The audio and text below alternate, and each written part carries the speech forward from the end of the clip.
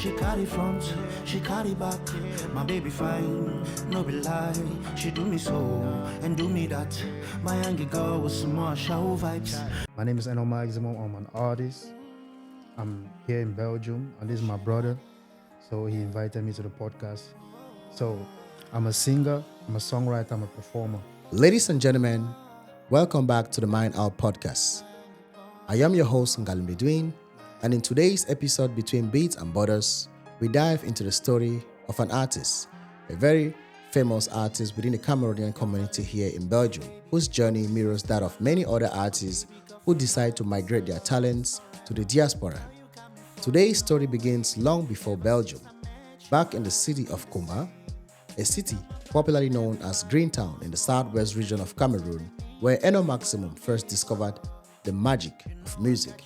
He started with his very first demo around 2007 and then later forming a music group called the X-Rays, and after that released a couple of songs. Some of them were hit songs like Popo featuring musicians like Monsta, Adiyan, and around the end of 2007 he released another very popular music that was called Ndolo. Today's story isn't about fame. It isn't about popularity, but it's about resilience and the courage it takes to keep on holding onto a passion. But this is the twist. A few weeks ago, Enoh Maximum released the official video of one of his very famous hit tracks, Moninkim. Moninkim is a cultural tribute that hit about 40,000 views on YouTube in just about 8 days, and now it's being aired on most Cameroonian TV stations. His voice is seemingly being heard again. But before we dive into the conversation with Enoh Maximum, here are some of his soundtracks. These soundtracks reflect his journey from personal storytelling to cultural pride, and now Moninkim marking a new chapter. Ladies and gentlemen, enjoy the soundtracks as we settle down to meet our guest, Enoh Maximum. They say we the high pass. We don't care cause our money go the hammer them. Chop drink cross, now our name go the fire them. Fiango boys in the place, who want try them? Ha, money don't come, oh. All the girls in the place make we dance, oh. If your party man broke, follow we go. If you see a fella broke, I wear the pass for all. Give him a helping hand. God is gonna bless you, oh, you the suffer, you the cry, you don't get money. Make you no cry. Maximum realizing everybody jolly. Yeah, you can reach us, oh, hey, na na na na. Pamela, oh, I go take you, go for my reme. Pamela, oh, I go take you, go for my repe. Pamela, oh, my love, oh, I go take you, go for my reme. But I protect you and guide you. Oh yeah, I'm driving around you. Can I be the one you could hold on to? Girl, I no go lie, you give me sunlight. I'll be at your door like the summer. You're the one I need, baby boo. I'm feeling this love. I want you in my life. Hospital in Belgium. Just a little fact you should know. When you come into my city, you know what's up.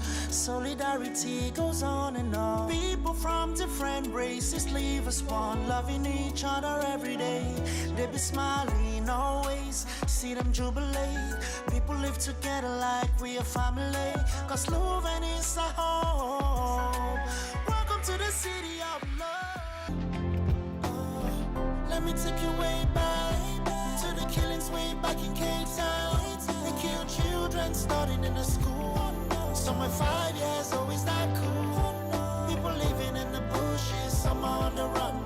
Bolo no day, Lewatu is all gone. I pray for my people, God save our people.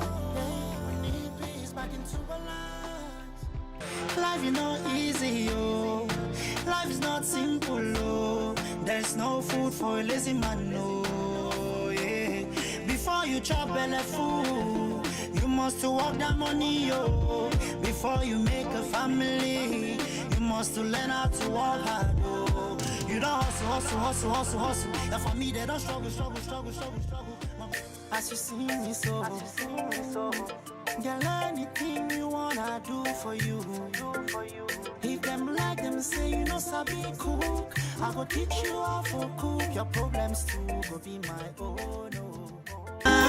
Come on, I know far for this place. More man, you man, be a come on. More man, you man, be a come on. More man, you man, be a come on. Moninkim, and I'm at war. Let us dance, showing all the love. It's a man, them a Enoh Maximum, thank you very much for accepting to be on the Mind Out podcast. It is a privilege to accept this invite and to be able to come to the Mind Out podcast and, you know, make it a wonderful show. Yeah. Thank you guys for having me. Thank you for having me. You know, this has always been something that I've always wanted to do for a very long time now. Like, talk to somebody, a podcast or something. Yeah. Because there's a lot to say. Great. Great. I'm very, very humbled to be here. Thank you guys for having me. Great. So, we have had our intro, and our viewers, our listeners, I would say they have a little bit of knowledge, or they have a clue of who Enoh Maximum is now by now. But I wouldn't say they know who you are. They might have seen the videos. Yeah, they know what is online. They might have seen, like, from the introduction. They might have seen Call Me, Live in My City, all the hard work that you've done, all the hard work that you've put in the music that you've done. Thank you. But they really do not know who is Enoh Maximum. So without wasting much of our time, can you take us back to your early days in Cameroon? Yeah. What sparked your love for music? So take us back to the moment that you found or you fell in love with music. Normally before, way back in Cameroon, Kumba, to be precise. You know, I'm always like supporting where I'm coming from. Fiango, if you don't know Fiango. Yeah. So it was my mom. Yeah. Yeah, my dad was singing, but my dad is of late, so I was still very, very little when he died, so I couldn't really understand what was happening. But my mom, I grew up with my mom, and my mom is still living, so she has been singing. She's like a lead singer in this... The choir? No, not choir. This popular Manu group. I don't know if you have heard of them, Manu Simple Sisters. They're all over the world. Oh, really? In France, in America. Nice. The founding group, the person that founded Manu Simple Sisters came from Kumba. Great. So my mom is in that batch. So she's the lead singer in that group, Manu Simple Sisters. She always like tune the songs for them to sing and everything like that. So when I see her sing, it was so inspiring, and her vocals, bro. Wow. Her vocals. It will shock you. My mom did at least, I think, 95% of the work in Moninkim. Oh, really? Yeah. All the... Oh, she did the recording? She wrote that song. Wow. I only added some English words to like... Nice. So I can relate to my English audience and everything, so they know what we are trying to say. So it started with my mom. She was singing. She was so good. She is still singing, and she's still very good. I just decided I can do this. So she kind of inspired you, or you got inspired by the fact that she was a singer. She's my greatest inspiration. Excellent. That's nice. That's greatest nice. inspiration. So from there I started like, okay, let me see if I can sing like Mama too. Nice. Yeah. So tell us about forming X-Rays. What drove you to start a group and release your very first songs? Who are some of the artists that you worked with back in the days? Because in your introduction we did mention that you were one of the people who formed X-Rays. So tell us about this X-Ray. Tell us about... Yeah, the X-Rays, it was a group way back in Kumba. It was like we were, I don't know, like 7-8 of us. Okay. Actually, the founding member, like the person that really like brought everybody together, I don't know if you know him, this popular DJ in Cameroon, DJ Dirtsman.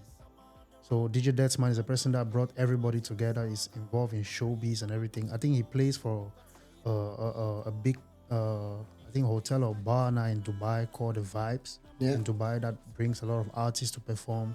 I think recently they just brought King Luca over there to perform and everything like that. Great. It was DJ Dex, man. He Yeah. decided to bring everybody together. Then we have BLB. BLB is abbreviation for Bassa Melonje Bernard. He's in America right now. Yeah. We had B-Trunk. We had Levis Ray. We had Mad Ray. We had Yan. We had Raz B. Yeah. We had, now let me shock you with the name. You know the name, but you don't know the name I'm about to say, but you know the name of today because he switched to another name. Okay. We had Jungle. Is that Mike Monsta? No. Um. By this time, Mike was dancing. Mike was not singing. Oh, Mike Monsta. Because you did KPO Yeah. with Mike Monsta. Yeah. But that was before. That was way before. Then Mike has not even started singing yet. So the X-Rays was the X-Ray group was way So back. around what time are we talking about? Which year? The X-Rays, I think it was like 2006, 2007. Wow. Yes. I did my research and it was 2007. Yeah, something like that.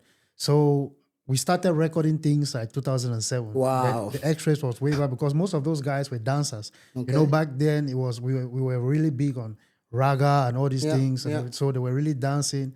Just few people in the group were singers. They tried to like diversify with the talent to sing and to rap and to do this. Then we said, okay, let's do this music thing because music was growing. You know, back then, 2006, 2007, that's when we got introduced to all these Niger artists like African China, all these guys. Danfo Driver. So we started, we can do this too. We can do this. So, yeah. So we had Jungle. You guys know him today as Soft Touch. The person that produced Hamper. It was Jungle. Wow. So, yeah, that was the X-Rays. Then later, everybody, you know, as every other group, everybody decided to go solo and do their thing. But we were like, for like 4, 5, 6 years, we made an anthem. I think Spend the Money, it was everywhere. People didn't even know that song was from a small group of boys in Kumba who were doing their thing. Up to now, they still dance that song in clubs and everything. People thought it's from maybe Ghana or because it's really like a dance hall, raga something. Yeah. So that was the X-Rays. So so you guys formed this and then you started you didn't start singing after forming X-Ray. You were singing already before. The X-Rays. So how did, because most of the songs that I did find online were like KPO, and so how did tracks like KPO fit Mike Monsta, Adian, Ndolo shape your confidence as a young artist back then? So these songs that you just mentioned, these are songs after the X-Rays. That's way after the X-Rays, years after the X-Rays. Yeah. So that's Brainbox music now. Yeah. So that's another chapter. That's a very big chapter, and I think it's the most important chapter in my music career because it really shaped me like to be the artist that I am today. Shout out to my boss, the CEO way back of Brainbox Music, LED. He's in Bahrain right now. So he was the one that he was producing me and Monsta. Okay. So we actually wanted to do a combined album back in the day. It was M Square, Maximum, Monsta, but we didn't do it. I don't know. It was, everybody was just busy at that time. So Pokpo, I did Pokpo in Monsta, Ndolo when we were under Brainbox Music. Yeah. So we're the two lead artists under Brainbox Music. He was rapping, I was singing. I was rapping too, but I did a song one day and I sang on that song. LED was like, don't you ever rap again in my studio. Wow. So that's when I started singing. Then we started doing collabo. Let Monsta be the rapper. Let Maximum be the singer. Just like P Square, let Mr. P be the dancer. Paul be the singer. Yeah. So that's why we did those collabos. Bokbo, Adian, and So how was it? How did you feel like hearing your own music on local airwaves for the first time? Whoa. How was it? How was, because I remember, okay, you are this young kid. You get inspiration from your mom, and then you start doing your thing locally, and then all of a sudden you start being in some record labels that you mentioned of, and then you start having hits back then. Of course, most of our listeners now might not really know some of those hits, but if you're an OG, you would know some of the hits. Yeah. So how did you feel like hearing your own voice on local airwaves at that time? I mean, getting the fame that you got back then. It was something really special to me, and it was strange because I've never had that feeling before. Yeah. It was something that I was seeing on TVs and hearing people, watching people. Then I did one song and everybody was going crazy for it, and it was something very, very normal. Like, I mean, the song, for me, it was a normal thing. I just went to the studio and do one or two things, and boom, the next day, this radio is playing it, and all the snack bars around there are playing it. Whoa. Who's that? Maximum. You don't know that Kumba boy, Maximum? Everywhere, I was like, whoa. I was walking on the streets, people are pointing at me, and it came with blessings and also some little bit of disadvantage. Yeah, of course. So, back then, we are not established artists. Yeah. I am not established artist. We are still trying to grow, and music that time was not as big as now, and investors were not into music that time. And the visibility as well. And the visibility was very, very, very limited. Yeah. So I will be going maybe to the market where my mom has sent me. I'm putting on, I'll wear my 2-rope slippers at the go market. They are playing my music in this bar, playing my music in this bar, playing my music in this bar. You don't know that guy, that boy is the one that sang that song. And then you're just there like a normal. Now that. I did so. Now you sing that song they play. You sure? How they Kumba picking them. So it came with some blessings and also some disadvantages. Like a double-edged sword. Yeah. Because if I was like, okay, I'm okay, even if not from music, maybe I had some things that I was doing that was giving me a lot of money. I was packaging well, dressing well. Yeah. Then they said, that's the guy that did that song. I'm like, oh wow, because I look presentable. Yeah, you look presentable, of course. Yeah, because if like you said, if they say that's the person who sang the music and the person looking at you and say, are you sure? Are you? Yeah. Yeah, so it doesn't get that is the question actually. I've gotten that a lot. You sure saying are you singing? I say, yeah.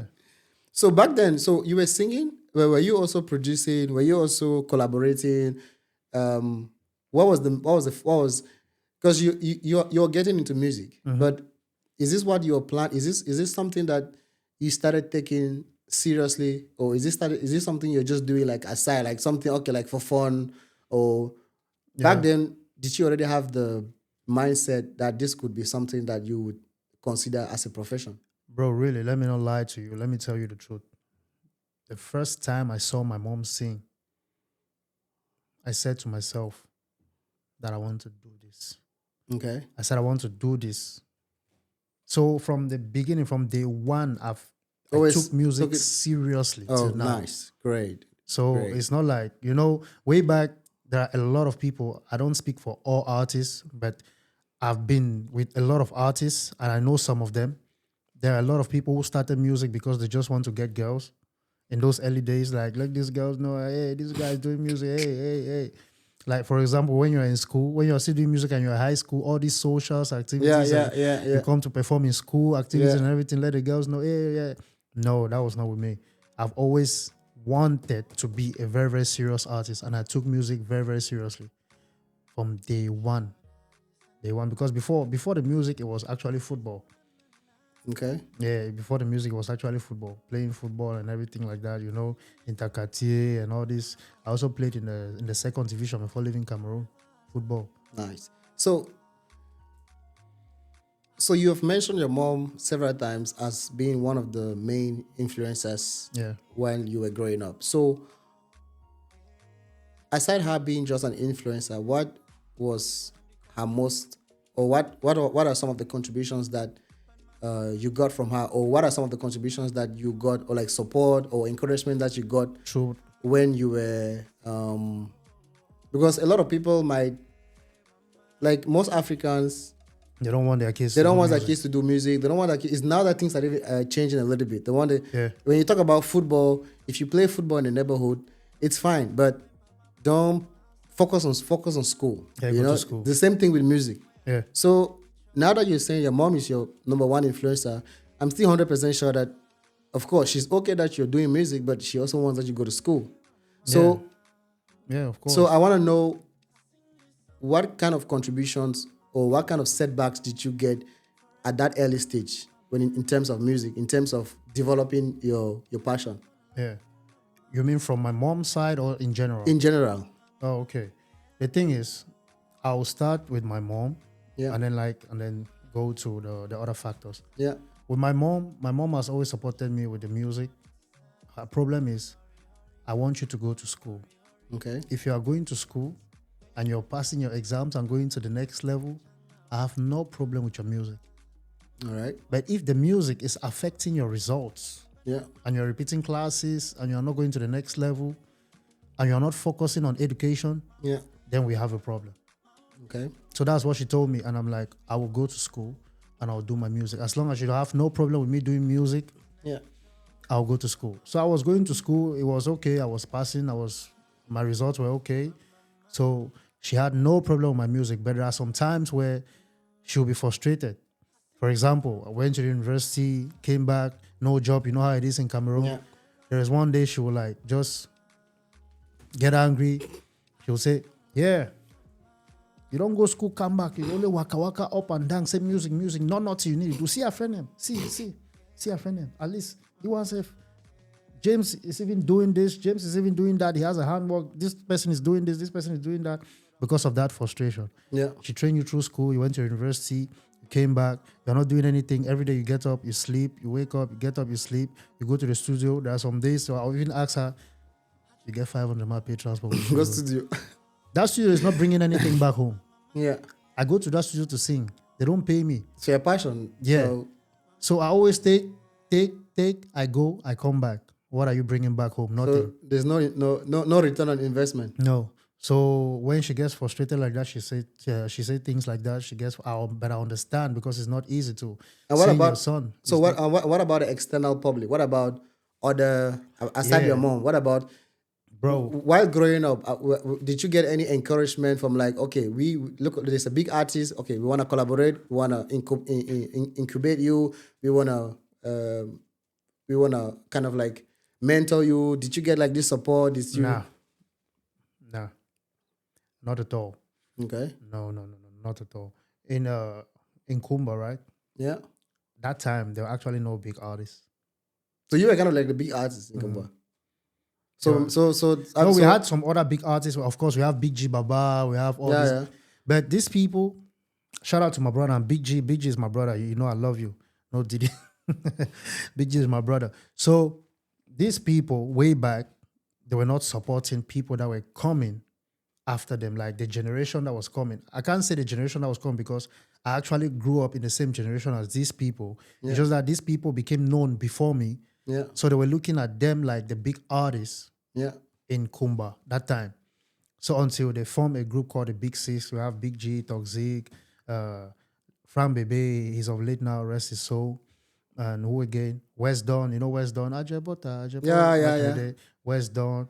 And some other group of people, I think White Doves. And so they call themselves the Big Six. So is it that they were big in Kumba, but maybe they were not big in a level at a level where they could kind of, sometimes if you're not that big, you don't want to pull another person up. The problem is not even to pull another person up. The problem is every show that they go, those guys can perform like 6 to 7 songs before they even give you opportunity to perform one song. So that's the problem. The problem is not even collabo. Collabo is just another level. Don't even go there. They don't want to even share their platform like this person featuring this person. They block you from performing. I mean, they even have an MC in the Big Six. So the MC makes sure all the artists have performed. Before you want to perform, everybody's going. You're performing, you see people are standing up from their seats and going out. See you, Mama Sophie. Tomorrow. So all those things, they were like, okay, this is us. We have to make sure all these artists that are coming after us, that like they think they are bigger than, they don't have the opportunities that they have. And they knew all those, like, all those big boys in Kumba, like all that grand level Kumba. Yeah. Papi Londo, all that grand where they get budget, where they support the thing. So they support them, they don't know them because those MCs have pushed them in front, like the faces of music in Kumba. So there was no support. No support. And then, of course, that didn't stop you from doing your thing. No. And so let's fast forward, like a very, very, very long fast forward. Yeah. Fast forward, and then when did you decide to migrate? And what role did music play in that decision? Because, of course, we are talking about, you have been talking about the time in Cape Town. But fast forward to, let's say, early 2020s, early 2023s or 22s, or you're no more in Cameroon. Yeah, I left Cameroon. Late 2017. Yeah, that's good. So late 2017, you're out of Cameroon. Yeah. So as a musician, we want to know, why do you decide to migrate? And was it because you graduated from the university, you don't have a job, and then you're like, okay, I'm a musician. This music thing is not helping. Plus, I am a graduate. I get no job, and you're looking at the surrounding. You're looking at the situation. Yeah. You're thinking like, oh, nothing is gonna help. But this is my own conclusion, or like this is my own imagination that this could be one of the reasons why you decide to leave. But I'm asking the question: you leave, you decide to migrate. So what makes you to take that decision? Because that is a very, very big decision for an artist, especially for an African artist that is still not popularly known in their country to leave, because it's way difficult to make it out than where in your than your comfort zone. It's not impossible, but it's possible. But it's difficult. Yeah. What makes you decide to move? Is it music? Are there other things? I think music was definitely one of them, but not like the main reason. Yeah. It was like the first thing that you said, graduated and no job and everything. Yeah. Because Mama spent a lot of money training you through school. Yeah. She's not that young anymore. She's not that young woman who was doing that business and broken her back to make money to send you to school and everything. She's getting old too. Yeah. So you with that certificate, what can you do? You can't do anything in Cameroon. To support her. You can't do anything in Cameroon to support her. Wrote a lot of public exams, wrote Enoh Pass, but you can't bribe. Yeah. So you cannot work and all these things. So I had to look for another way to actually start working and taking care of her. And also another way to actually finance my music, because we had no finance. The biggest issue in music is for you to have a promoter. Promoter is that person, not only a promoter, because people misuse these words nowadays. You need a Promoter, sponsor. Sponsor and everything.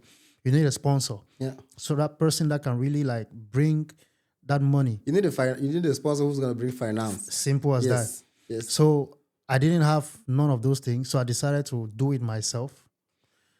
First, it was for mom to work and actually take care of her, because she's getting old. She can't be working all her life. Yeah. So I decided to migrate to go for greener pastures. And then also I know in turn that greener pasture is going to help me to start promoting my music. Now I can do a video myself. I shoot the video, like all those videos that you just said and all those songs are all produced by, my producers, but all financed by me.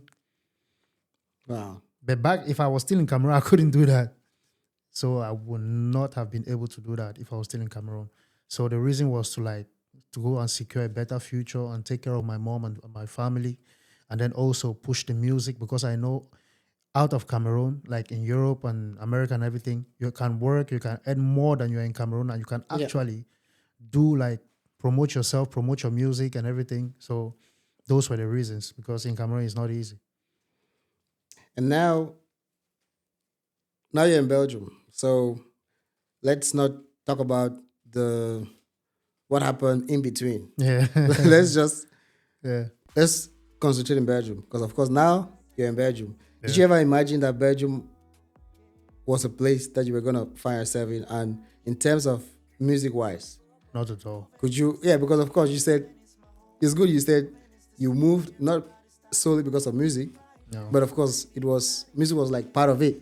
Yeah. And so you traveled to various places, and then you landed in Belgium. Yeah. So having in mind that as a traveler is a hustler. So as a hustler, you landed in Belgium, and then you are not just a hustler, but you're an artist.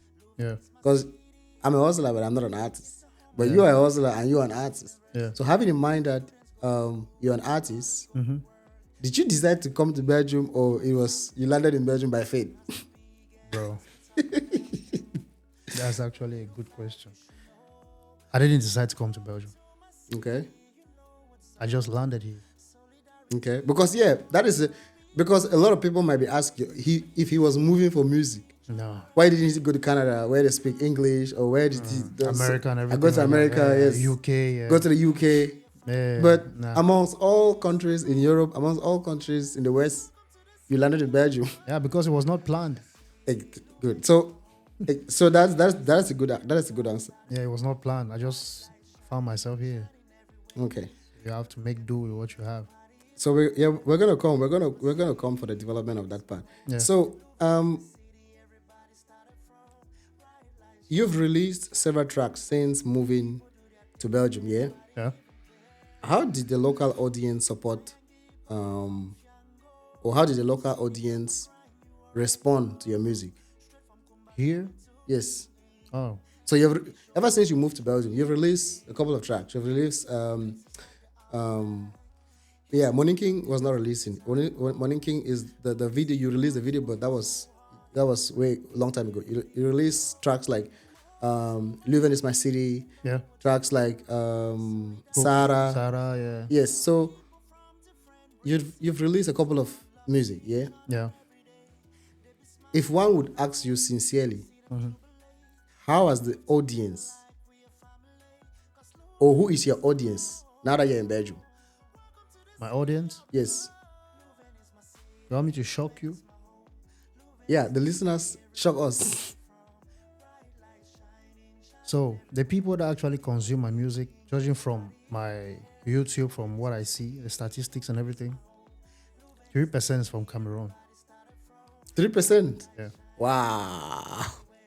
85% is from India. Wow. India. Wow. Did you understand? Yeah, of course. If they keep consuming, that means they like it. 46% is from Nigeria. That means it's Nigeria. It's case closed. It's Nigeria. So it's very, very funny. Wow. So that brings us to the point where do you feel that your music is being understood? Belgium 2%. Yeah. So now do you feel like your music is being understood in Belgium, or do you think is overlooked? Because maybe they might not, because of course almost all of your shows, you have had several shows in Belgium. Yeah. And the audience have liked, they've loved the music, they have applauded, they have confirmed, even the city hall, the government of Belgium, of the Flemish region, the capital of the Flemish region. Leuven, yeah. No, not the capital of the Flemish region. Let me not say Burgos. The head city of the capital of the Vlaams Brabant has, the government of the Vlaams Brabant has given you an award, not an award, but an acknowledgement. Yeah, recognition. A recognition to say that yes, we know what you have done and we like what you're doing. Yeah. And they've been inviting you to several shows. Yeah. And most of those shows, 90 or 95% of the participants or the crowd are Belgians. Yeah, yeah. So, but funny enough, 2% listening to you on YouTube. Yeah. So what do you think? Do you think that the Belgian audience, when I'm talking about Belgian audience, I also I include Cameroonians, Nigerian, Africans, all race in Belgium. Do you think that they overlook you, or they are not concerned, or they are not how can I put it? They are not, or they are, or you are misunderstood? Okay, what I think is they like the song, they like the music, they like the style. Yeah. But this thing is a general thing. People actually like to see you perform. Not everybody goes back to follow you on stream. Yes, yes. It happens with everybody. Not everybody goes back to stream. Yeah. That's why you see artists like Davido, they are big on TikTok and everything, trend and everything, because you have to stay relevant. It's not easy. Yeah. If you are always in the faces of people, then they are going to stream your songs. Yeah. But if you're that type of artist that you drop a song after 1 or 2 months or 3, you drop another song, that's what I do. Because you see, here we have families and everything. It's not easy. We don't do music like this is what we do. This is the only thing we do. We also do other things. So it's not easy to always be in the faces of the fans and everybody. But I think they like the music and everything, but they just don't stream the music like they are supposed to stream the music. So, but do you think um, Afro pop from other countries, yeah, gets more traction here in Belgium than yours, or than because I'm talking about Afro pop from other countries. Certainly. Do you think they get more traction in Belgium than yours, or than Cameroonian Afro pop? Both. Okay. They get more attention than us here. So is it because of the sponsorship? The sponsorship and everything, they are bigger. Okay. They are bigger. I'm talking about the audience. the audience, but I'm more concerned with the artist. Yeah. The artist himself. I'm not talking about. I don't want to compare you with Davido. I don't want to compare you with stars that are not based. Well, Davido is kind of like not based in Nigeria, but Davido is. Yeah. I'm talking about. There are other you know a lot. You know so many other musicians, artists that have migrated from their countries, because you collaborate with a lot of them. You go to a lot of shows. Comparing you to those artists that have migrated and are now in Belgium, do you think they get more traction than you, or do you think you guys are more or less facing the same issues or challenges? I think we are facing the same challenges. I know a lot of people. Okay. A lot of people. I think, not like to brag, I think I have more visibility than some of them. I know a lot. I know. Well, not a lot. I know 3 other guys. One is a Cameroonian. I think I mentioned him. I mentioned you about this guy, I think some time ago, and you wanted some. You of course you do have more visibility than him, and he's been here for way long. He speaks the language, he does, but it's not going, and he's really good. He speaks the language. He speaks the language, but still it doesn't. It's a little bit stagnant. That's the thing too, because bro, if I speak the language like the person that you're talking about, it will be different. But now, is it about the style? Because one thing also, I think he speaks the language, but he kind of he does like well, if I'm being too precise, he's gonna know I'm talking about him. So I just wanna. So is it a style? Because I'm more interested with Afro pop. Yeah, it's a style too. It's a style. Because you don't want to be in Belgium and then you want to do like, you want to, let's say, do like a Jamaican style or American style, or it might be a nice style but fitting in the wrong box. Yeah. So, but I know Afro pop, Belgians and Europe entirely do love Afro pop. Yeah. But what I see is like Afro pop coming from Nigeria is more attractive. Afro pop coming from South Africa or from other parts of Africa, it's more attractive. But when we do Afro pop, Cameroonians, or let's say Ghanaians, now Ghana is even awakening. But Cameroon is still, it's still. Yeah, bro. This thing goes with popularity too. Okay. It goes with popularity too. Those Ghanaians were smart to start linking up with Nigerians, to also have like to take the fan base of Nigeria and to shine a little bit of light to them, and that's what happened. It started way back in their movies. Yeah. All the Jackie Appiahs and all they went to Nigeria. All these Van Vikas went to Nigeria. Nigeria shone their light on them. So people began to, then they went back now to Ghana to build their own industry. Correct. People were like, but he has a movie, Genevieve Naji. So the thing is, these people, they're already big. Nigerians are big. Ghanaians now are big because of a lot of collaborations. Even the best rapper in Ghana, Sako, they had to collaborate with Davido, P-Square, and all this to have that light. P-Square, they're legends. Do you think because of this, have you ever felt like, okay, at some point, have you felt pressure to kind of change your style at any time? Yeah, some time ago, but I decided, no, I'm not doing this. Yeah, because I can imagine like, okay, you're an artist, and then you're doing something that you really love to do best, and you're doing what you actually love, and you now migrate, you come to a country where the language is different, the style is maybe different, the culture is different, and then you start thinking like, have you had the pressure to say, because of this, let me change my style, maybe to fit in. Yeah. Have you had this? Have you had At the this? beginning, no. Okay. When I came here, no. I was like, I'm going to do your thing. Yeah, I'm going to do my thing, and I've been doing my thing. But some time ago, I was like, why can't I do like a pop song, Yeah. which is Yeah. this urban style, Yeah. no pidgin, no Afrobeat, no Yeah. thing. Da, da, da. I have like 4 songs like that. I've not released them. Yeah, I'm even planning to do Bruce My City too. Yeah. It's No, already you should do that one. You should do it. Well, Bruce is more. I have it here, Bruce is more. That is like the most bro. most attractive city, most tourist. Not I don't know if the most touristic, but the most attractive city in Belgium is Bruges. Yeah. So I decided, I was like, can I just switch to this style? I played a song to some of my friends in the veterans club in Bruges, the football thing.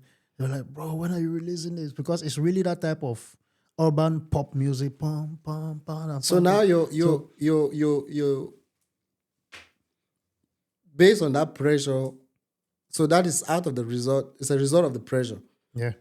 and so that means it's actually you're getting the pressure. So do you experience now one of the things that you're having difficulties is the pressure, and you are also experiencing, oh, you want to confirm this, do you also experience the language issue? Because you are Cameroonian, you Yeah. speak English and French, Yeah. and then you come to Belgium as an artist in a different culture, but you live in a place where they speak entirely a different language. Yeah. So how does that play in terms of audience control or audience capture? Or because as an artist, the main thing you want to do is capture your audience, Yeah. have their attention. Yeah. I imagine you go to a show, let's say you go to a festival in Belgium during the summer, you have 5,000 people there. Those 5,000 people in that crowd, minus let's say 2,000 people that speak English. They're definitely going to be people who speak English. The rest, 3,000 might not speak English. Yeah. They might watch movies in English, but doesn't mean they're going to understand a song in English. Yeah. So you as an artist, how do you manage that situation? Because of course, you're already faced with pressure from changing your style, and then now adding to that pressure, you have the language issue. How do you manage these two? How do you connect with your audience? Normally, right? Yeah, The music, the song, they are not really understanding what you're saying. they just feel is a feel. Yeah. They get moved by the beats Yeah. and the performance. Okay. Yeah, if you speak the language, that's something different, then they will understand. Like, oh, he's saying this, he's saying that, he's saying this. So what you're saying is that language is not a problem. No, language is a problem. Okay. But if you cannot speak that language, what can you do at least to entertain the audience? Yeah. That's the problem. So you make the type of music that it can move them, because they like this danceable music, this dance hall that they can shake, they can dance and everything. This high tempo, like Afro pop that you say, and this happened. Funny enough, this happened I think 2 weeks ago in Genk. I was invited to a show in Genk. I think it was something that was based with the city hall in Genk, something like that. It was a New Year's dinner or something. Bro, I think we were like 6 of us there that were black. Wow. Yeah. And the entire hall was White, everybody. yeah. And but of course they still enjoyed it. They enjoyed it. They enjoyed it because the type of the song selection that I did was mostly like this boom, boom, boom, and everything. They were like, when I started, they were looking. Then they see the switch and everything and the performance. They see how I was engaging with the crowd, because I'm very big on performances when I'm performing, engaging with the crowd and everything, so they can like pay attention to me. I don't tell you to pay attention to me. What I do, you are going to pay attention to me. Yeah. Yeah. So they were engaging the music. Or like, oh wow, okay, I got you guys now. Okay. So if you cannot speak the language, then at least make a music that they can relate to in terms of beats, tempo, and all these things, because they are really, really big on beats. So now that you understand the fact that you might have issues with the let's say yeah, you don't have an issue because yeah, you're someone. I've personally been into your shows. You're someone who gets the audience moving. Thank you. Thank you. Yeah, you're someone who, yeah, you are not dormant on stage. You are active. Nah, nah. You have the energy on stage. So That's the creme de la creme. yes, so I've been there, and if even if someone is like, a lot of people go to show and then I was like, and then but you're someone you have the energy, and then you would transfer that energy. Yeah. So that is already fine. So have you thought of blending your style with, let's say, electronic pop, or collaborating with not other local artists that do the same genre, but local artists that do something totally different, to see how what comes of it. Have you done this, or are you planning to do something like this? Yeah, I've been thinking about that a lot.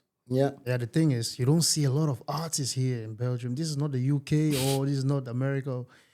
You don't see a lot of artists here. And even if you have your friends that are also like black or Cameroonians or from other like countries like Nigeria that are like at the same level like you, like upcoming artists trying to do this, they don't want to collaborate with you. Oh, instead. Yeah, they don't want to collaborate with you. I don't know why. I have a lot of friends in Antwerp, this and that. I've been talking to them about collaborating, working together. Nobody is coming. Nobody. But is it that they ask for money, or is it? No, they don't ask for money. But you are even supposed to be asking for money. Yeah, but I just want to collaborate with these guys. I consider them friends. They have good music. I'm like, bro, if we come together, we can actually make something really special. Let's do this. You know their problem? They have one problem. That is what is killing us, even in Cameroon. The music scene in Cameroon. How many artists collaborate together? They are just starting to do it now. How many artists collaborate? Yeah, together? that is something that is really bizarre. You know why? You know why they do that? No. Because this person is afraid. This person might have the best verse in the song. Yeah, but it's a collabo. So if someone at the end of the day, someone what happened with Make It Rain? That's when even the That's the thing that we don't know. That's the thing that we need to understand. Even if they are competing, they still have to do it. It's better we do it. Then later we're like, bro, his verse is crazy. In my verse, on my own. You know when Make It Rain came, and then you had just the Make It Rain, the original sound. Mm-hmm. I think before Make It Rain, you didn't have no remix. There were not so many remixes. Or I think that was one of like the first hit remix. No, R. Kelly did a remix before. R. Kelly did a lot of remix. You know, he invented remix. So Yeah, but it wasn't. But of course, he was still in the Make It Rain. yeah, he was still in the Make It Rain. So that was one of the Make It Rain was like one of the hit remixes. And of course, when you look at the remix, the person who had made the song, kind of like, I think there are other people in the Make It Rain that, of course, Lil Wayne is always gonna be Lil Wayne that has like the verse of the verse. Tunchi. But you had other rappers that out rapped other people that there was no match. Yeah, But it was not like okay, so I'm gonna be mad because I didn't have the best verse. At the end of the day, the song was a hit. Mm-hmm. So my question was even you trying to collaborate more with local artists, not even people that are like you, because someone who is like you has the same problem. So you don't want to necessarily meet somebody who has the same problem like you, and then you say, bro, let's collaborate. And they're even saying no. They have the same problem like you. Yeah. So to me, for them saying no is strange. But have you tried to collaborate with because let's say jazz, for instance, a jazz artist. You meet a jazz, like a Belgian 40-year-old jazz guy, and then he does his jazz, and then you come with like that sweet voice, and then do something Afro, like gentle sanka. Yeah, that would be nice. Yeah, those are kind of things that, and now your audience now is going to be a diverse audience. Yeah.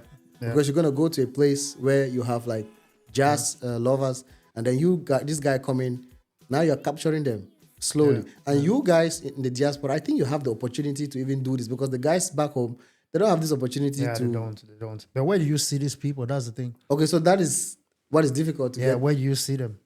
Okay, so, but do you look for them? You can just go online, like...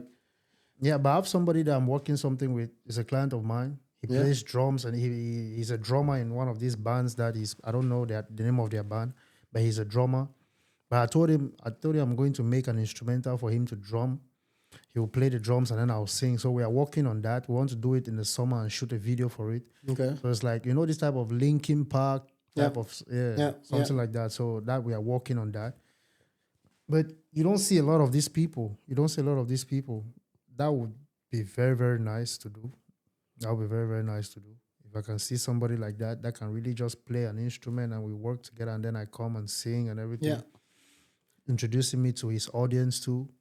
Diversify the talent, diversify everything. So these people know that, this person from here can really do this. He's also doing this and also bringing him to my audience. Yeah. So, yeah. Yeah, because we mostly listen to Afro pop, but I don't think that Africans or Afro pop lovers have anything in common with things like electronic. No, no. Yeah, so No. or jazz, or maybe the older you become, maybe you start liking jazz and stuff like that. So, in terms of visibility and productivity, Yeah.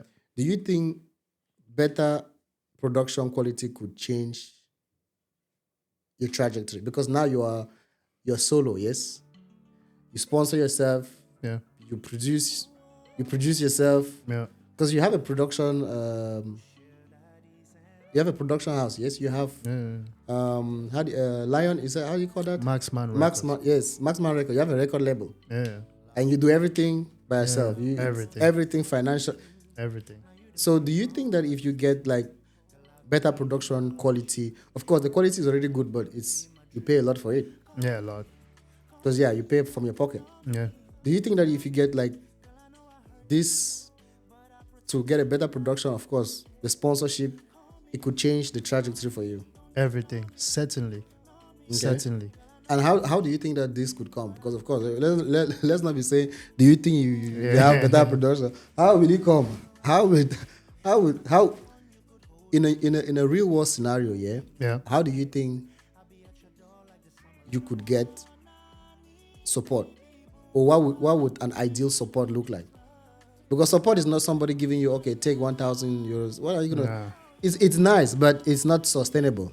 No, as an artist in Europe, if you would get 1,000 euros in Cameroon, we would say that's a lot of money. It's a lot of money in Cameroon. Yes, but in Europe, to call a guy with a man. Bro, just the video vixen alone takes, I think, 150 for 1 hour. Yes. So if you have to shoot for the whole day, how much are you paying now? Talk less of the cast. Okay. Talk less of the location. The lighting. Talk less. So the location. Yes. So what would an ideal support look like? Is it collaborating with somebody who has already everything, or working with a bigger production, or? I think an ideal support now is a bigger production. A bigger production, they finance everything. Okay. They finance everything from the songs, from the recordings in the studio, okay, to the releasing of the song.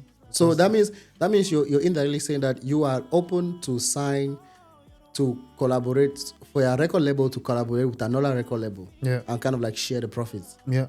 Okay. Yeah. Because of course, let's not be saying things and go straight to the point. Because I'm very, very open. Yes. Very, very open. Okay. Because of course, you are a record label, but financially wise, you have the capacity to solo produce. But solo produce sometimes, if you're working alone, it's difficult to move faster. Yeah. But if you're working with a group, or that you move faster, and then the bigger the burden is shared and everything. Exactly. So, yeah, for sure. And now that we are talking about this, have you tried collaborating with other producers and other record labels here abroad or back home? Bro, the thing is, when you say abroad, abroad now it means you have to include the UK, that. But here is very, very difficult because people are not really into music like that here. So so what I mean by if they are not into music here, of course, as an artist, you're an international figure. Yeah. Because your music is not something that is only streamed within Belgium. Like you said, people in India are listening to you. So you could be like thinking about, okay, are there other, let's say, Afro pop lovers in India that are interested in, let's say, collaborating and kind of stuff like this? If there are some people there, I'm always open to collaborating with them. Yeah, we are always open to people coming to Maxman Record, maybe for us to work together. So Okay. Yeah. It's not like I'm searching for Okay. people from this country, this country. Yeah, if they come, fine. It's not easy to actually see who wants to like Okay. support or work with you, collaborate with you to see this artist go to this level and also the name of the record label to go to another level. It's not Yeah, of easy course, to of see course, those of people. course. Yeah, it's of course. I would also of course. It's like a company going to meet another. It's like you are begging for some kind of collaboration. Funding and everything. It's like it's like you're saying, okay, I'm gonna open a GoFundMe. So Yeah. in terms, because it's a business, Yeah. so you're open for business. Like that's how I would say that. Okay, for example, now look at this artist that is coming up right now in Cameroon, King Luca. This kid, King Luca. Yeah. He's very, very good. Yeah. But people knew King Luca when Kumba came around. Yeah. I knew King Luca before Kumba because the person that actually produced Moninkim, incredible Buffalo Boy, my little brother. Shout out to Buffalo Boy. Incredible Buffalo Boy. Yeah, he was the one that was producing King Luca. Yeah. And I always call when he's working something for me. I always call them like, "Hey, have you done this beat? You don't do the beat, man." So I'm video calling them. King Luca is always, "Hey, Grant, hello, Grant, hey, Grant." So fast forward, how many years later, Kumba Music comes with the money and the production and the fame and everything. Yeah. Now see King Luca. You understand? Yeah. So you just need that person that believes. That believes in you. Yeah. Yeah. That's all. Because he was there, nobody knew him, but he had that talent.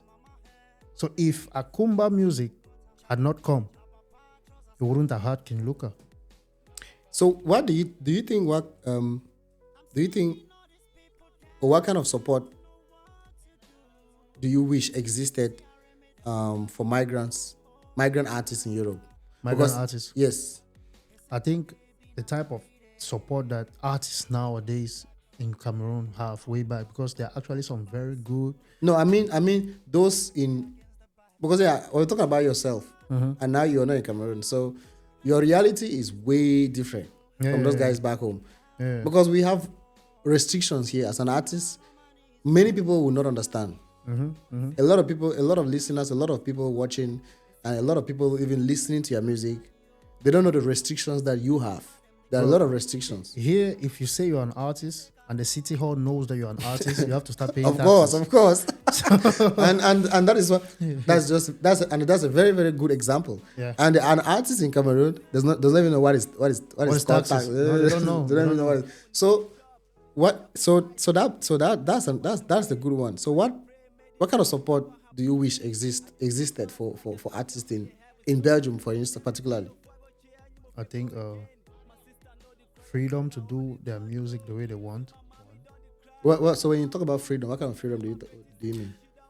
Some artists, Yeah. some artists are being restricted. Okay.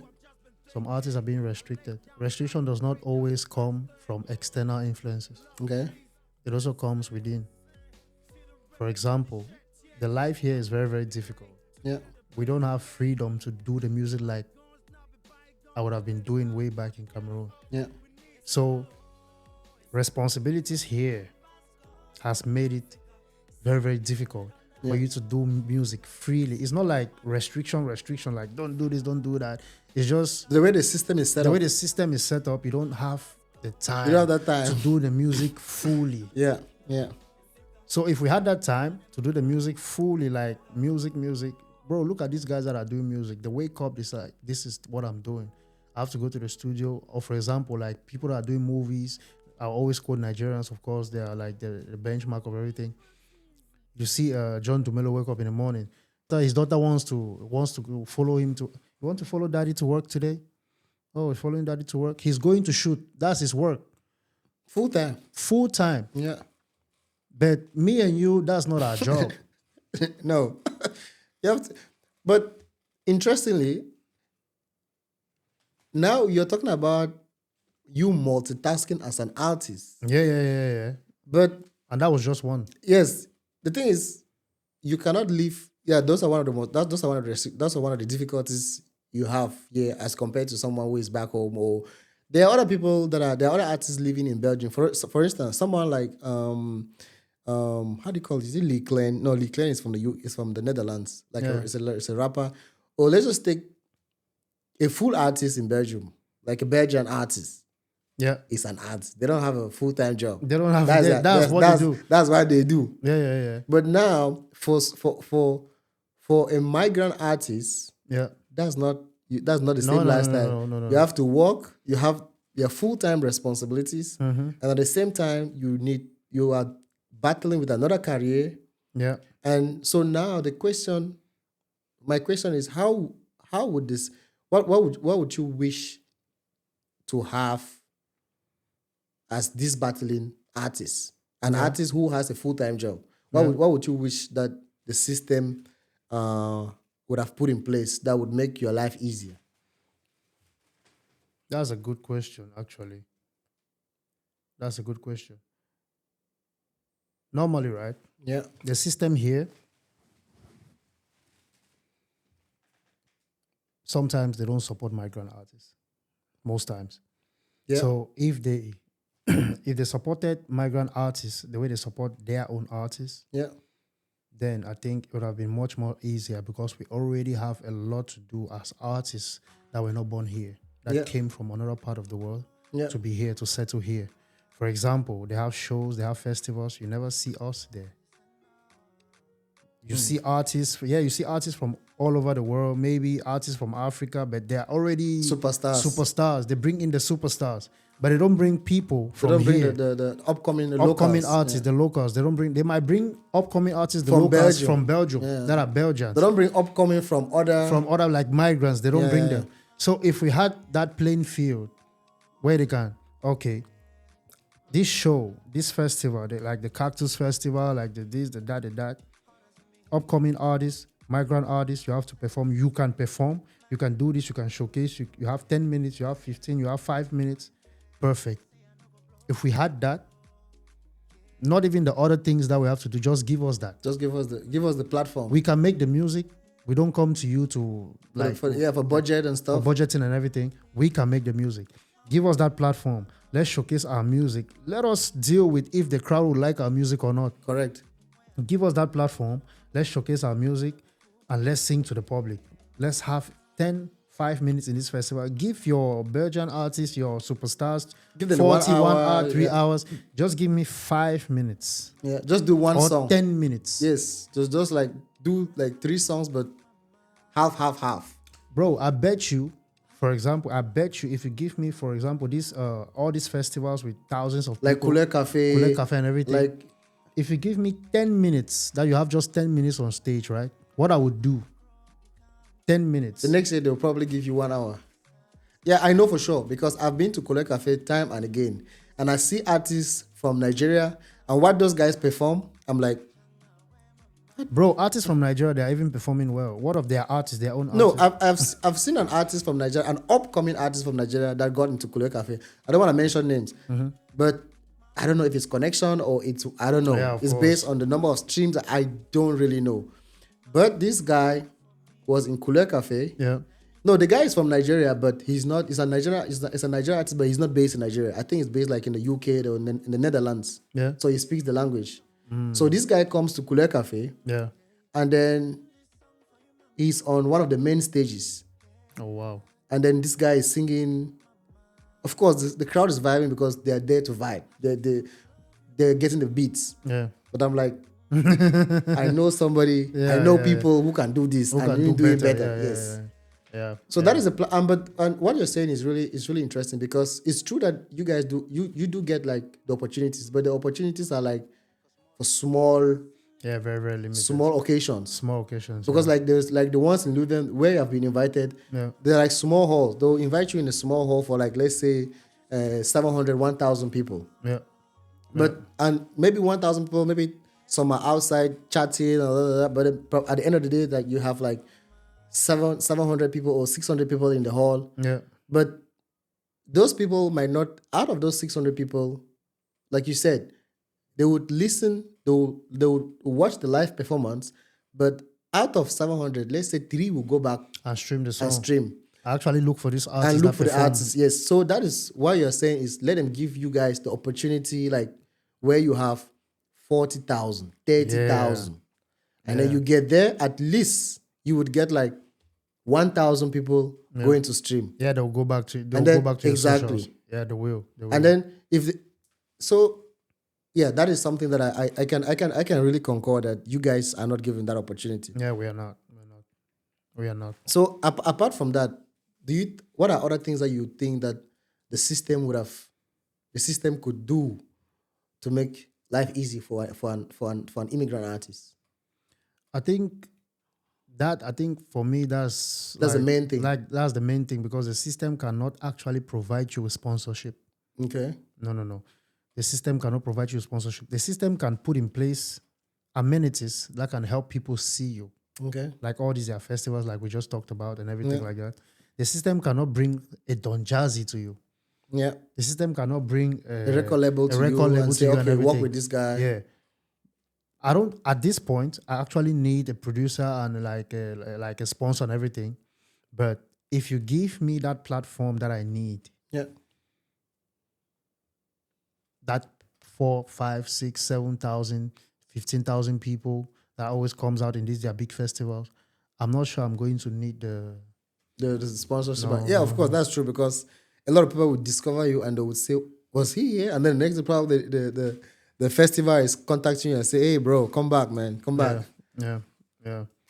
Wow. Because the more they see you, they want to book you and everything like that. They want to go back to your pages, they want to know more about you, they want to So if you had limited resources, no, not limited. If you had unlimited resources, what would your next project look like? If you had like unlimited budget. Whoa. I think it's going to be a worldwide tune. Okay. Bro, I have songs that if they give them to all these established artists, if they do them, you won't believe I wrote them. Wow. Nice. Seriously. There's a lot of songs, a lot of potential. It's just because we don't have the budget and the resources to push it to the way that we want to be, to the way that we want it to be pushed, to the people that we want it to reach, to the level that we want it to be. Yeah. The TVs, the radios, and everything. You see, you go to you enter buses, you enter trains and trams. You listen to I've been drinking no alcohol when it came out, because, bro, that girl was produced by one of the biggest record labels in America. Yeah. Not an upcoming artist doing her thing herself. Yeah, of course. She was signed. Of course, she was doing her upcoming for a while. Yeah, of course. Then they came. Yeah. When she was doing that for a while, nobody knew her. Yeah, indeed. With all that talent, she did the voice. She came, I think she was, I think, second or third in America and all things like that. They didn't know her even after the voice. Yeah. But when the company and the record label came now with unlimited budget and promotion and everything, boom. Promotion too is like a key. Its promotion is everything. It's not. It's the key. Yeah, promotion is the key. If you don't promote anything, you can have the budget, and then the budget you produce high quality everything, but if you don't promote it, then if they don't talk about you, if they don't see you, because people do music blow on TikTok and everything with trend and everything. But do you think that blowing is by mistake, or do you think that there's some trick with that algorithm? No, because I think if you also have like budget to promote, you're gonna be trending. Your video is gonna trend. Nobody blows up by mistake. Let nobody fool you. because no, I think people can do blow by mistake. People that are like not known artists, but an artist that has been there, and all of a sudden there's one track that is. Now I have a question. Sorry to cut you short. If you say, people blow by mistake, people blow by mistake. Now, if an artist that is not known, do a song, and the song blows up, you consider that as a mistake? Now, no, wait. If it's gonna depend. So because if they blow up and they have been existing, it's either the two things. They promoted that music, or the hard work paid off. It's no longer by mistake, because they have been doing it. If they have not been doing it. If you have not been doing it, bro, you put budget on it. That means it's not by mistake. Because of course, now, if you don't put budget on it, and you just do a song, you just do the song, and you do a short video of you singing to the song, and my song out now, and you drop it on TikTok, and it goes viral. You think it's a mistake? Well, the way the algorithm works, nobody understands the way it works. Now, the problem is, there's one question you have to ask yourself before you say, they don't know this artist, He did one song and it blew up. Everybody was like, that man don't blow by mistake. Have you checked if the song is good? Well, that's what I'm saying, that the algorithm. Okay, take for instance, this guy's song. Big Shark. No, this Vivian. Take for instance Prince Vivian. Aimé. Prince Aimé with the The Vivian, Vivian song. now or the Vivian back then? The Vivian now. Okay. Because the Vivian now was actually not now. Remember, Debodo did that remix. It was thanks to Debodo. Debodo did that remix long time ago, like a year or 2 years, 1 year or 2 years ago. Yeah. He was just doing like a bit Vivian. No. Yeah, and then he recorded it, and then sometime later, it went viral. And he posted it way back. He when posted did it way back. So Okay. like 1 or 2 years ago. He went viral. So and But when he something posted had it, to happen yeah, before but it went viral. when he posted it didn't go viral. Yeah. And then yes, so 1 or 2 years later, that part now, I don't know if somebody went and cut that part and put it on TikTok, and then that part went very viral. Even the Bodo himself came back and said, "Oh, of course, he's the one who did that." Oh, I So- thought he did that No, recently. He did it like 2 years ago. If you go and watch the YouTube, even he himself, he said when he did it didn't go viral. Yeah. The Prince Aimé, the owner of the music, he wasn't even aware that Prince Aimé did that. It's like somebody just takes your song and then he's doing like an acapella of it. Yeah. And then, so what I'm saying is that the algorithm is funny. what it is. Yeah, it's but funny. as a musician, you don't want to rely on an algorithm to blow no. because that means you go on retirement and you have never blown. Algorithm not find you. Me say go there. so Say go don't there. rely on algorithm. Sponsorship. So let's go to the part now where you started music, Yeah. Cameroon, travel. We're going to talk about the part where the migration process is going to be in another Yeah, podcast. That's okay. You come to Belgium. Mm-hmm. Many years later, here we are today. And before today, you have had a lot of music, you have released a lot of tracks already in Belgium. You have had difficulties, you have had success. And a couple of weeks ago, you released the video, Moninkim. Yeah. And as compared to other musics, as compared to other tracks, Yeah. you have had like 10K, 15, 20, after like some time of after having dropped those music that you did. You drop it and maybe like after 6 or 5 or 6 months or 7 months, you get this number of views. So that means that the outreach or the audience has not really been that consistent. They follow you on your shows, you Yeah. know, they like you, but then they don't stream like you said. Yeah. So, and all of a sudden, you release Moninkim. And Moninkim is like one of your top 3 hits. Of course, before it went viral in Belgium or here, people have been dancing Moninkim. Way back. Way back. Yeah. Yeah. How does it feel to see Moninkim hit almost over 40,000 views in just 8 days or 8 or 7 days, and get airtime back from your homeland, because you also got like, I wouldn't say this is not the first time you get airtime, No. because your music has Yeah, it's been playing. on it has been on air in Cameroon, Yeah. but this is the first time that your music, Moninkim, went on airtime for real. Like it went on more than 6 different TV and stations everything, in yeah. Cameroon. Yeah. How do you feel? How do you feel? Yeah, I was overwhelmed because the people still treat Moninkim as if it's a new song. Like, I did Moninkim in 2014 Yeah. and the song was leaked. Everybody started playing Moninkim. All the bars and everything, it had to switch. I had people performing Moninkim that they were acting as if they are me. From occasions to burial grounds Yeah. to shows, because it was so popular. They started performing Moninkim and everything. So fast forward now, 2026, then we release Moninkim. How many years later, and people are still doing that to that song and people are still dancing that song and are still playing that song, giving it the attention that is getting. It's really, really wonderful to see, because it's something that really touches the people. Yeah. Yeah, I'm doing this in my native tongue, in the Manu dialect, the Bangi people, the Yeah. Manu, but people still relate to Moninkim. Like, bro, it's crazy. I was really, really, really, really impressed, because I didn't do the song today. It's way back. It's been way back. Yeah, it's been way back, and they are treating it as if it's just a new song that I just released. I was I was looking at the numbers. I was like, what? Yeah, the numbers, it went like really, really fast. I was like, what? And it's still going. It's still going. I was like, what is happening here? Yeah, I promoted a song with one of the best bloggers in Cameroon, Future, and some other bloggers too. They were, before we released the song, a lot of bloggers did articles for me, were posting me daily, and I was making videos telling people Moninkim is coming, that song that people have been waiting for so long and everything like that. Because people always ask me, like, and so, when are you dropping that Bayangi song? When are you dropping that Moninkim song? I saw a comment. Somebody came and commented, finally. Finally. The long awaited. Then I went to, because I did 5 years ago, I was just in the studio. I just played Moninkim. I'm like, Moninkim, the video is coming up soon 5 years ago.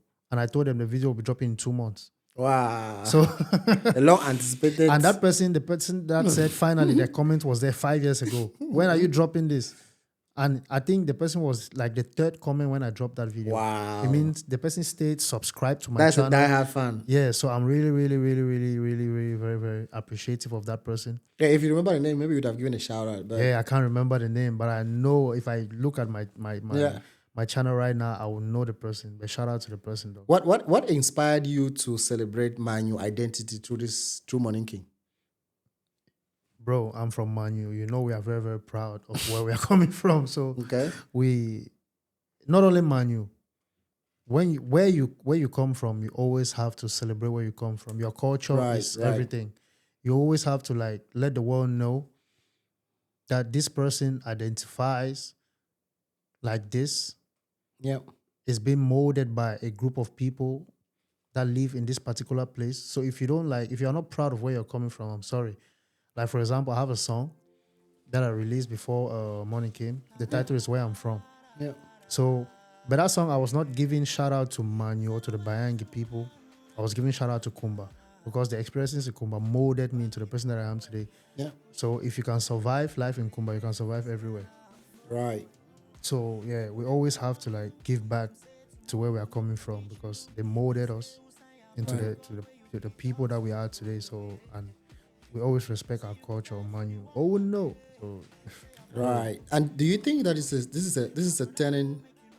This success is a turning point for your career in Europe? Yeah, I think so. Because the songs that I have that I'm going to like release very soon is going to be wonderful. Seriously. Excellent. A lot is coming. A lot is coming. So we are almost rounding up, but we have 2 sections. Yeah. So now that you've finally understood what is needed for you in your career, because I can imagine that the moment you came to Belgium or you landed in Belgium, you were still trying to maneuver around. Place my head on things, yeah. Okay, I want to understand how the system works. Mm-hmm. I want to understand what is required for me as an immigrant first. Mm-hmm. And then I want to understand what it takes to be an immigrant and at the same time have a career in music. Mm-hmm. So I would imagine that by now you must have understood your terrain. You must have understood how to place your cards. Yeah. And also considering the fact that now you are a family man, you have responsibilities that you didn't have like 2-3 years ago. Yeah. Now you have more responsibilities, and it is at this time that your career is taking a leap. So, how do you balance music with responsibilities like family and finance? That's a very, very good question. It's very, very difficult. I will not lie to you. It's difficult. But one thing that I've always been very, very proud of myself is the resilience. Okay. Because I know a lot of people that have been doing what we are doing Yeah. They don't even have families. They got here and everything stopped. Hey man, massa, that music safe, boy. That career, master, that football, That music master. said, that boy said, massa, Let me man, I get just- tired, massa, I get work tomorrow, boy, man. Yeah. But my resilience is something else. Yeah. Yes, I have a kid, I have a son now. It's not easy. I have family, I have a family. Yeah. But I always make time. I make sure I don't go to the studio as For fun, or just go or if for you fun don't and have everything, or I don't have anything to do. Yeah. If I go to the studio, the guy knows if I'm coming to the studio, I record like 4 or 5 songs. Wow. Because I know the next time I'm there, maybe it's like in a month or 2 Yeah. or 3. Yeah. Because everything has changed. When I was alone, I was living alone, no family and everything. Yeah, I can go to the studio. I know next week I'm coming. Bro, you have time this next week? I'm coming. Maybe. Yeah, I know I can come regularly, but now I also have to check the program of the house and everything. So, but have you not had moments whereby you feel, okay, I'm gonna I'm gonna consider giving up, because if I want to meet up with maybe work, if I want to meet up with, have you had moments where you think like, oh bro, it's okay, I'm resilient, but it's it's tough? Never, Really? Wow. That means you're a diehard. never. That's I think even when I'm old, even if I don't move a lot and I'll still do music. because I think it's for you. It's Like not, therapy for me. Yes, It's like yes. fun. It's like where I Yes. find my happiness. It's like another safe space after my family. That's music. Before it was music. Now I have a family. Now it's family music. You understand? Yeah. So I will always do music. Wow. No matter what, I'll always do music. Even if I'm old, I'll sit like this. Lower the mic, please. Yeah, so I'll always do music, no matter what. It's not easy. I will not lie to you. It's not easy. Financially, it's not easy because I have to remove money from my pocket. Yeah. And I have responsibilities a lot. I do, bro. Do you know how much we do one official video here? Yeah, it's a lot of money. It's a lot, and you don't have a sponsor. So I'll shock you. I will shock you. Can you guess? about 3-4K Yeah. or 5. Now, some 5. Sarah, Jesus Christ. 3-5. Ego Beta was I won't say low budget video, but we didn't rent a model or a location. We did everything outside, outdoor, Wow. in places where we didn't need to rent or anything. So Ego Beta took me like 1,500. Wow. Moninkim, I didn't spend for Moninkim the way I spent for other videos, because Moninkim is like an indoor production with my brother Jokula. Shout out to Jokula. Yeah. He did the video, so we rented a camera somewhere, and Jokula did the video because Jokula is the DOP, the lead DOP under Maximum Records, so that was in-house. Yeah. So, but Sarah, Ego Beta, call me at least 3,000 and above. For each of those ones. Yeah, Ego Beta 1.5. Wow. So you have to know, if you are not like getting sponsorship from somewhere or from someone like a big corporation or something. Wow. That's over 11,000 euros. Mhm. Jesus Christ. Wow. Bro, you're spending a lot of money, eh? So if I was not doing that, that's money kept in my account. That's eight point. That's almost 8. That's roughly 8 million. Yeah.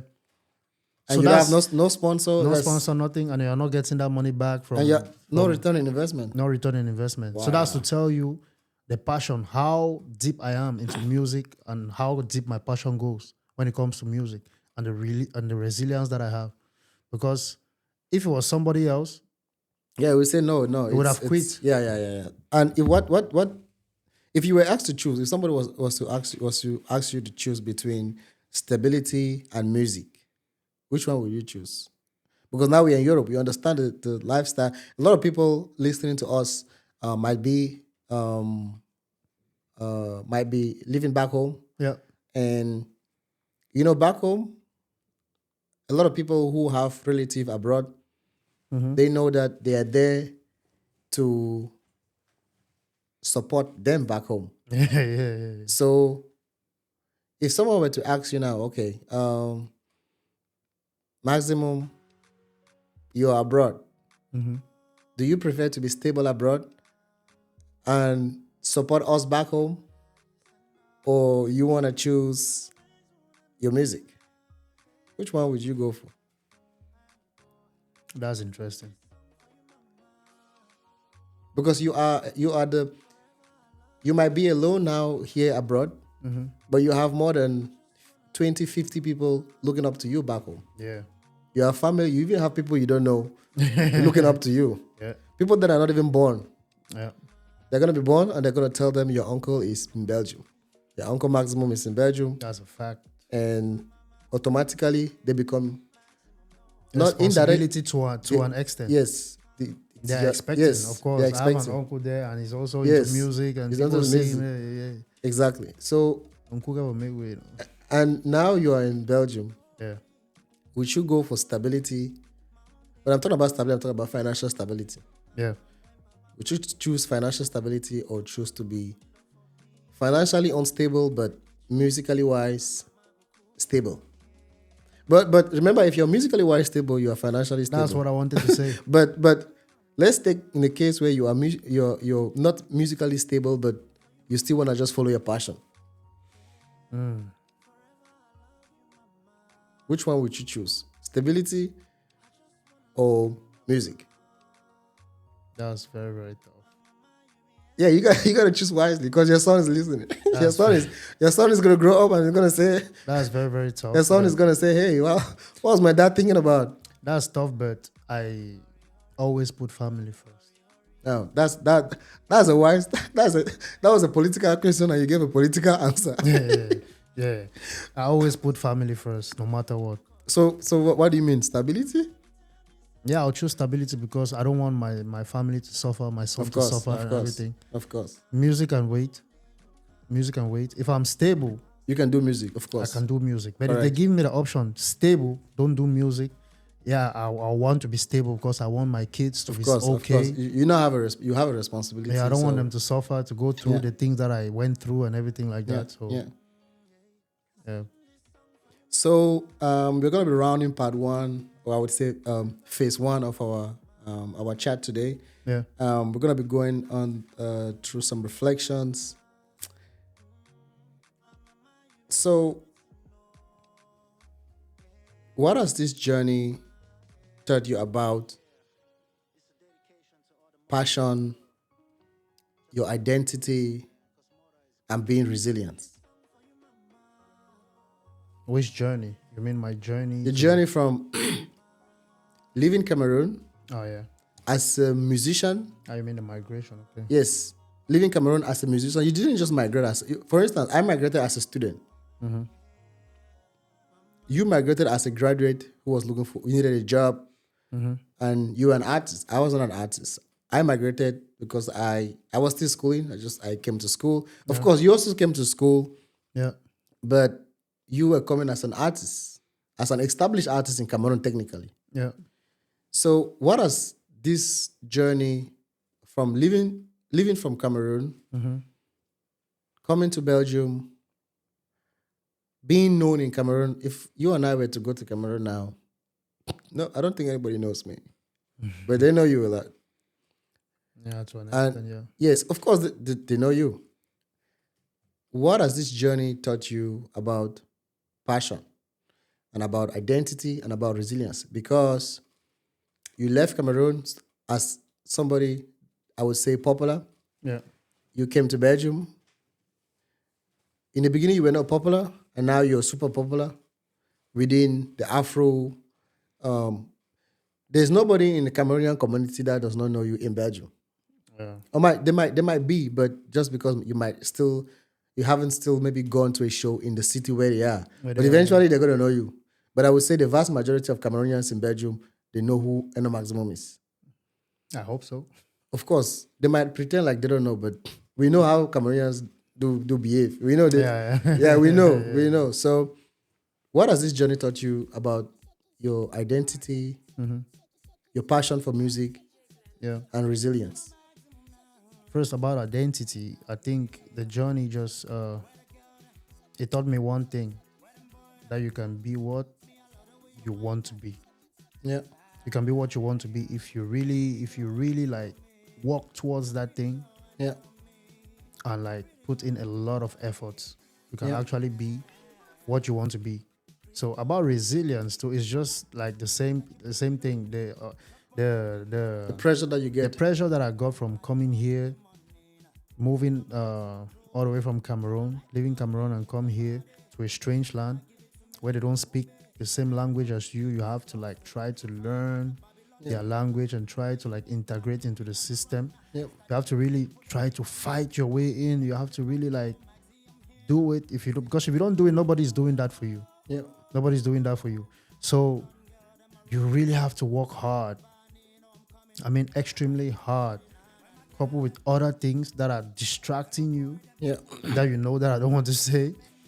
So that is like, it's molding the person that you are. All those challenges into like, now I have no choice than to be resilient. Yeah. Yeah. So it's giving you no choice than to be resilient, except you want to like, okay, let me just sit and watch my life fade away. Just give up. Yeah.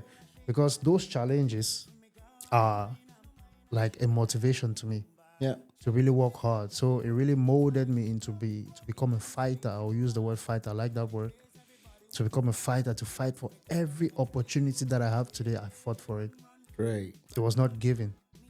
Nice. Every opportunity that you have today, you fought for it. It was not given. When you came here, you were not like this. Yeah. You had to fight in your own way. I had to fight in my own way. Right. Two different like professions and two different trajectories that we went through. Yeah. That we had to fight. But at the end of the day, we were all fighting for stability in a certain level that we know we can take care of ourselves and we can follow what we want to follow in our own way and everything like that. So it molded me into the man that I am today because, yeah. Right. So if you would speak to a younger self,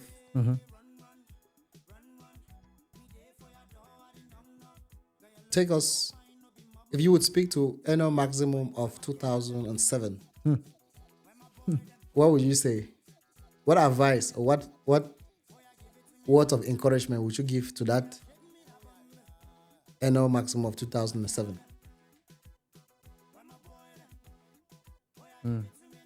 Listen more. Okay. And what message do you have to share with, I wouldn't say other artists in plural, but what message would you have to share to someone living in someone identical to, wait, how can I put this? Someone that has the same, or another artist that feels the same way that you feel, or another artist that feels unseen. That's Especially having the same difficulties as me, yes, and the same pressure and everything. Living abroad. Yeah, it's just one thing, bro. Oh, yeah, keep doing what you're doing. Yeah. Don't let all those difficulties and all those disadvantages weigh you down from the course. Don't let them make you to say, oh, I can't do this anymore. I don't know what is happening. I don't know where I'm going with this. Never let it break your spirit. Okay. Always keep going. That's the thing with me. Even if I stay, I don't release a song for like 2-3 months. Yeah. I know number 4 month I'm going to release a song. But I'm not stopping. Great. Like, this is it for me. I will always work hard. I'll always release music, even if I don't do it as more often than I'm supposed to do, but I will do it. I will not stop. Because in music, it takes just one. Yeah, it takes just no one. No matter how old you are or how long you have been doing music, you can be doing music for 20 years. Number 21, you have the biggest song in the world. Right. So that's music. It's not fair, but it's nice. So if you stop, you won't have that. Yeah. You don't know if the next song you want to do is the biggest song in Cameroon or the biggest song in the world at that time. Libyanka has a lot of songs. A lot, yeah. I only knew her when people went viral. And then I went back when she dropped People. I went to her channel like, oh, you got some. And you saw some songs that were even more beautiful than People. Yeah. Because they came under People, they pushed People and everything like that. Yeah. So you just keep working. Don't let people try to pull you down, because I know a lot of people here that have tried to like drop my spirit down. Like this thing that you're doing, this music. So that I wanted to do that music. So just a waste of time. I'm like, you don't even know how many people have said this to me in Kumba. So here I don't know why you're wasting your time. Bro, if you can do music in Kumba and people clap for you, then you can do music anywhere. Bro, in Kumba, you are performing in Banga School, Kumba. The man, come on, Mulua Champion League. Come over that. Wow. So yeah, bro. I'll just tell the person to keep doing what he or her is doing. So just keep doing you, do your music, do your thing, and let's go. You never know. One song can change everything like that. Great. Thank you very much for this very long episode, and it was indeed needed to be long, Yeah. because we needed to give some things, some information. The conversation needed to be unscripted, genuine, and out of the heart. Yeah. There was nothing planned, so Nothing. my guest didn't know. He wasn't aware of my questions, Not and at that is all. how we normally do in this podcast. We don't prepare any stuff. I don't share my questions to the guests, so that all the information or all the answers that they give, all the responses that they give, are straight from the heart. Because this is a genuine conversation. Yeah. So, thank you very much once more for being in this show, and at least you cannot come to the Man Out podcast without, giving a small acapella. First of all, I want to say thank you guys for having me. Yeah. The Mind Up podcast is one of the newest things in Belgium that is taking over right now, people.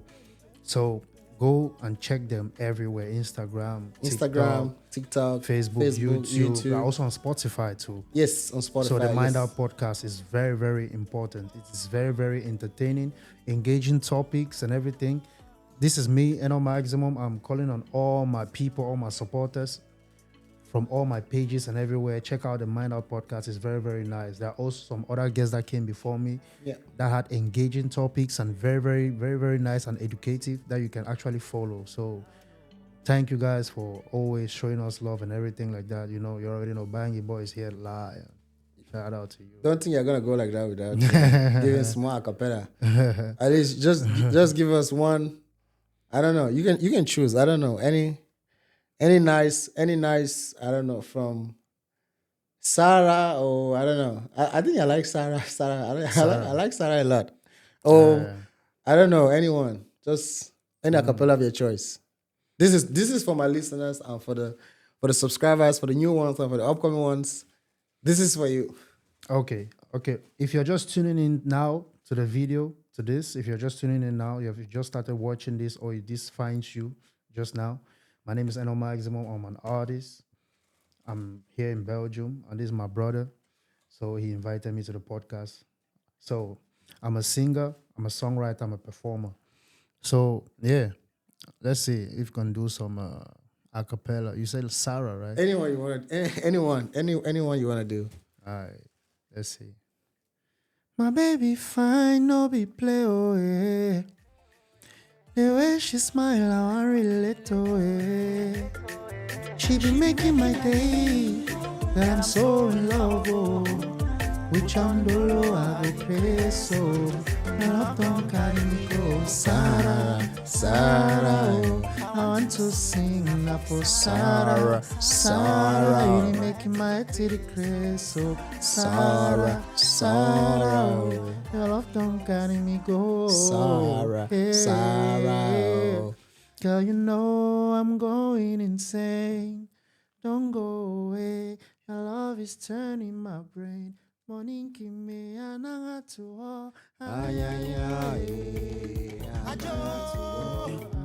All of your boys. Thank you very much. And see you guys in the next episode.